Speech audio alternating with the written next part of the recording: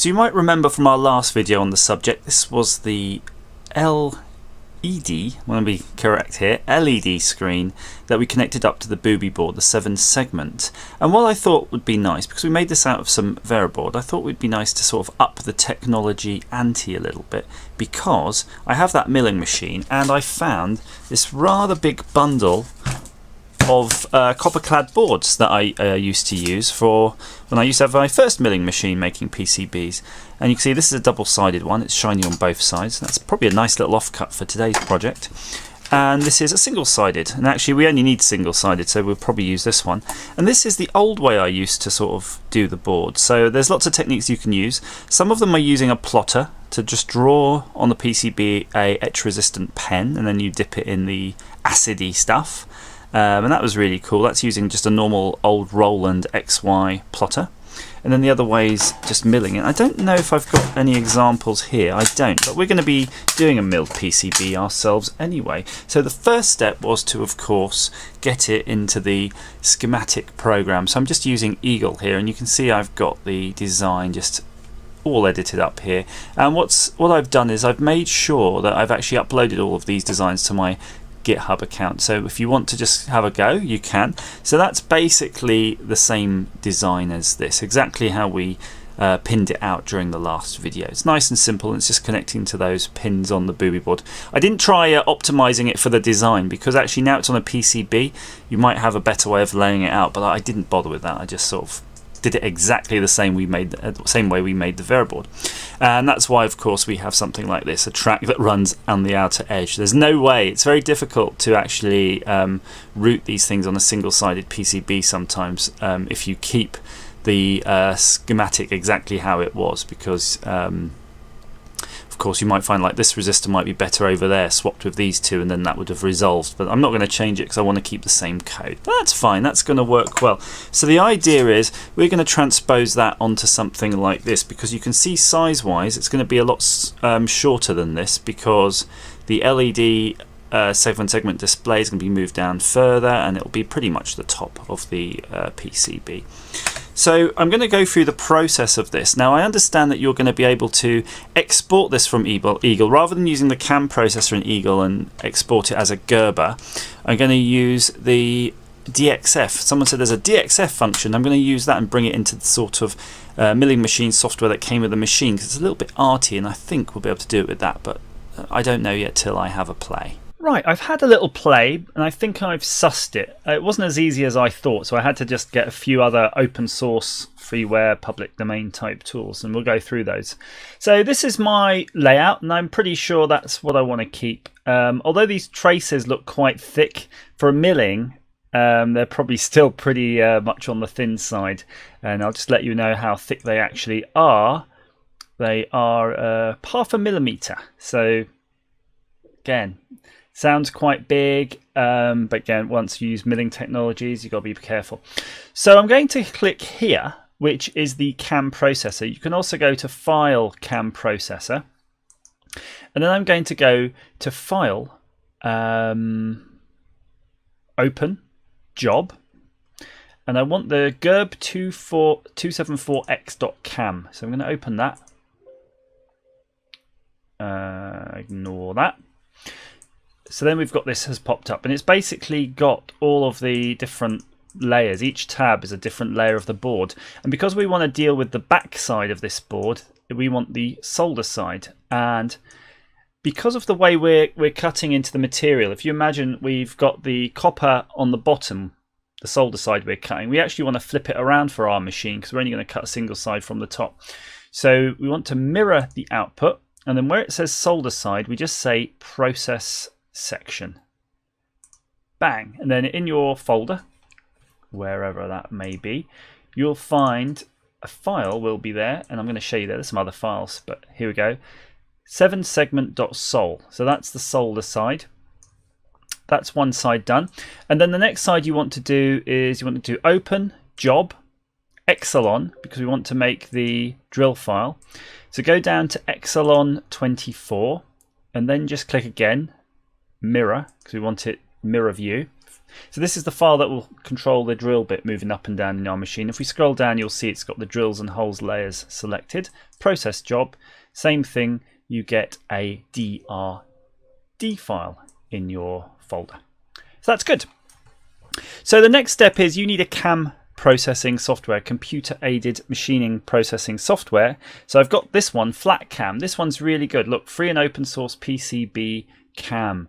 So grab hold of that. It's got loads of nice functions, and when you load it up, it'll look a little bit something like this, although this is with data in it. I'm going to delete all of the data because this is how far I got with my last project, and I didn't even save the project file, so we're doing it from scratch basically. So I'm going to do open Gerber, and then I'm going to load up our file that we created, which is the PRO file, 7segment.pro.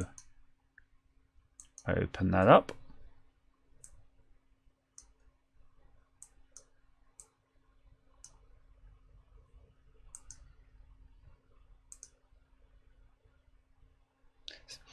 My mistake. Don't open up the PRO file. Open up the sol file. Yeah, I was wondering what it was. It seemed to be like really thinking about that and taking its time.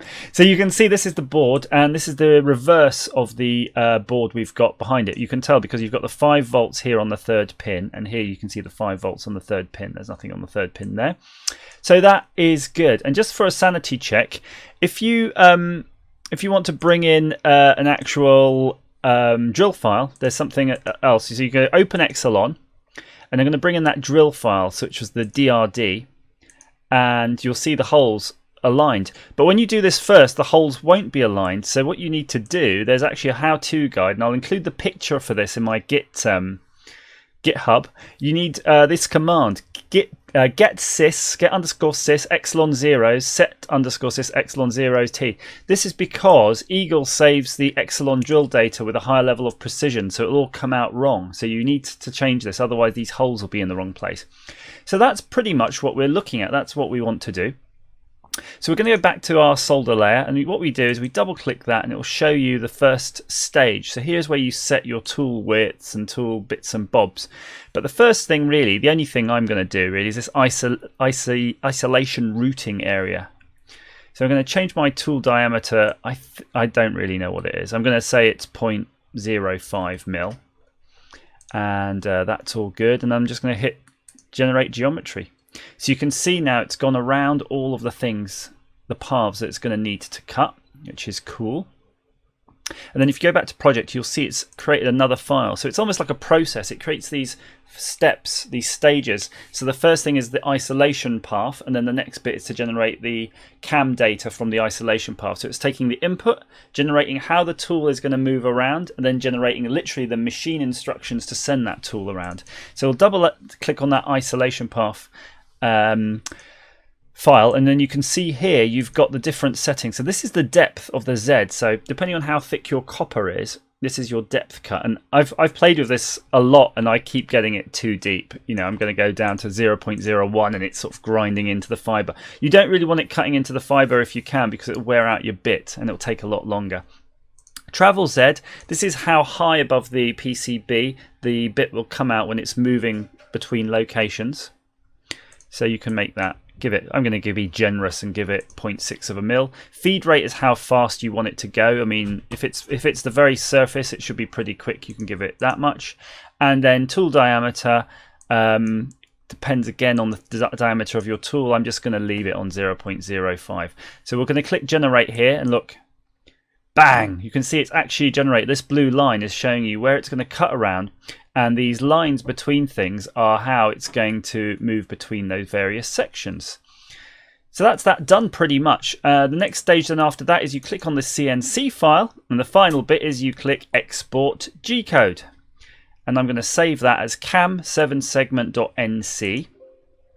I'm going to replace that. I already had a file because I was playing with this earlier. And now I'm going to load up Candle. So once that's done, you've got the option of bringing it into the program. So I'm going to do open. And I'm going to find our 7segment.nc file, and there you have it. That's ready to actually print in the machine. So you can see it's the right way round, i.e. mirrored, and that's the toolpath the machine's going to follow. So you really just got to work out the bits where you're going to get inaccuracies, or if the depths are set wrong and your bits are set wrong and feeds and all of those lovely things. So you're going to have to tinker with those. So that's that side done.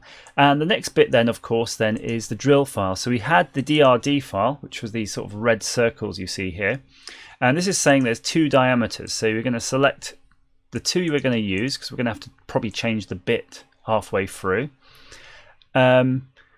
Cut Z, travel Z, all of the same things really. I mean, the cut Z, you might want it down to 1 millimeter, so -1. So you might want it to go right down to make sure it's through your PCB, depending on your PCB thickness, if it's 1 mil or 1.6.